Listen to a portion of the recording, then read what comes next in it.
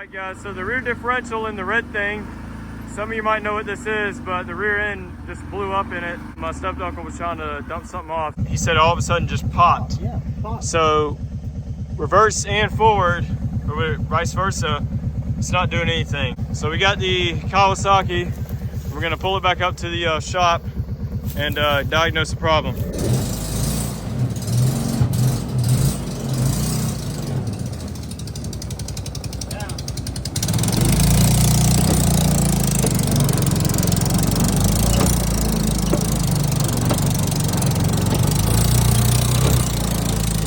It's like popping in and out of gear. It won't stay in.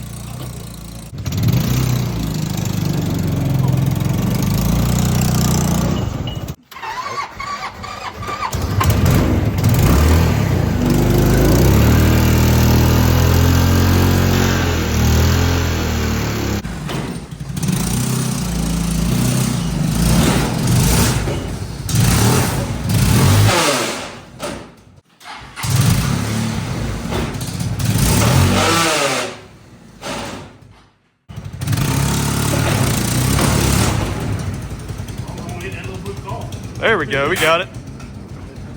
Good enough.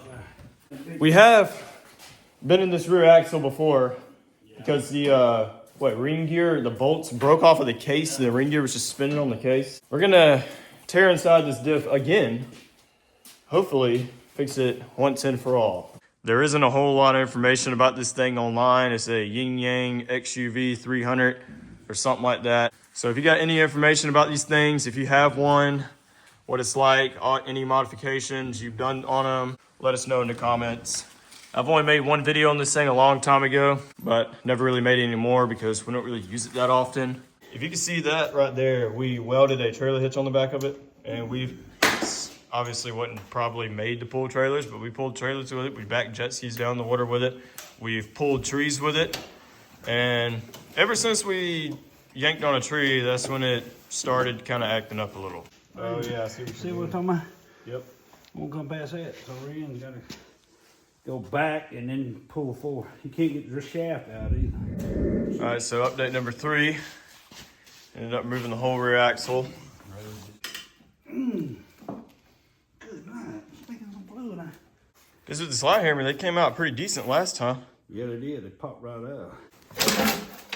You would think that would come out of there. Yeah.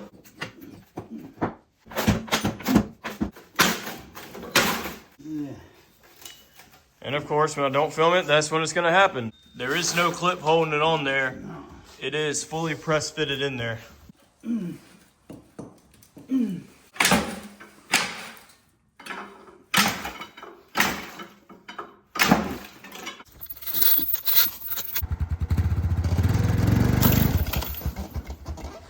Look at that one. Oh boy.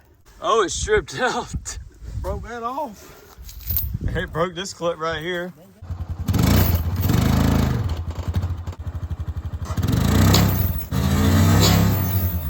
There we go, we got it now. Stupid thing. Why does it gotta be such a pain in the butt in order to get it out? That's right there. Yeah.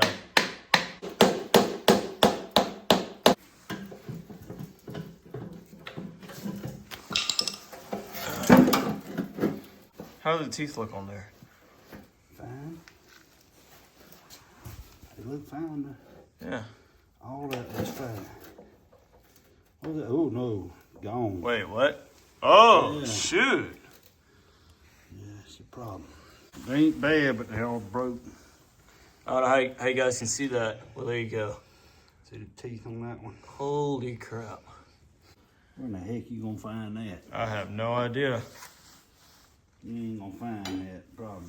So the option now is find another rear end setup like this, or try to maybe fabricate some other transmission rear end together under here, which is not going to be an easy task, or scrap the whole thing. The only thing I can think of is that since we pulled the tree and it stopped, kind of like how we pulled the axles out of this, but we're pulling a tree up.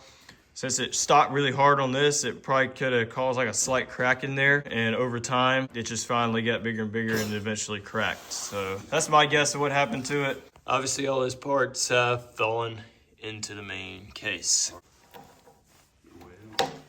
Yeah. So unfortunately, it looks like we are done with this, and we are at a stopping point because it's not like I can just weld teeth on and grind them again, because that does not work. AliExpress has all the parts as rear axle. I mean, that looks like it. Look at them axles. That looks like it. I can't blow that up, I don't think. Oh yeah, I think they are. Yeah, see, and that's, I mean, that, boy, Looks like the it's right the one. same amount of numbers and all that, and that, All right. I don't know. See, it's called the forward and reverse UTV gearbox crown and pinion gear. I don't know. I mean, this hasn't failed at all whatsoever. Nah. Usually, if we have a diff part, I would just weld it, but since it broke with it just opened, I just keep it open. I mean, I don't like see a crack or anything around it. I don't know, maybe this was just hardened too much and it fractured, like it wasn't heat treated right or something. Yeah, it could be. You think this is because we put it in backwards? Highly possible, yes. We see how it's this way around and the gears go together fine. I mean, but if you also keep spinning it like this, even if you put it in this way around, the gear mesh is still right. But maybe it just wasn't designed to take the opposite side of the torque, possibly. Yeah, highly possible. But then it's also designed to go backwards. This is the way it's supposed to go in, so unless it wasn't shimmed properly, like we put on that way, the shim might have been out a little bit or something. Those are the 3 teeth that were broken, and they fit back in place.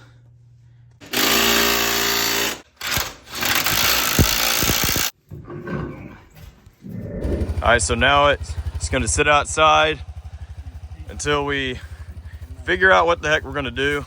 So there'll be an update on that. So there's nothing wrong with this section. It's all fine, but we gotta disassemble it so we can get that piece out. It's kind of hard to move this shifting fork here, but basically all the way forward engages this, and that's forward.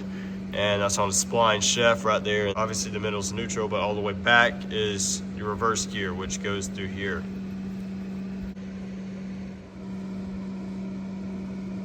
All right, so I got it mostly apart. There's no way I can pull this shifting dog and collar out, so that's got to stay in there.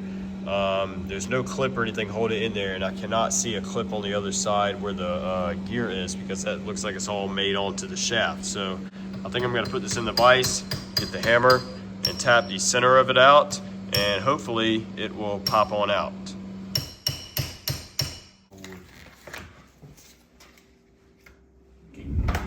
So now it is September of 2025, and the TheRedThing has been sitting out here for many months now. That little fudge right there, my screen protector's broken.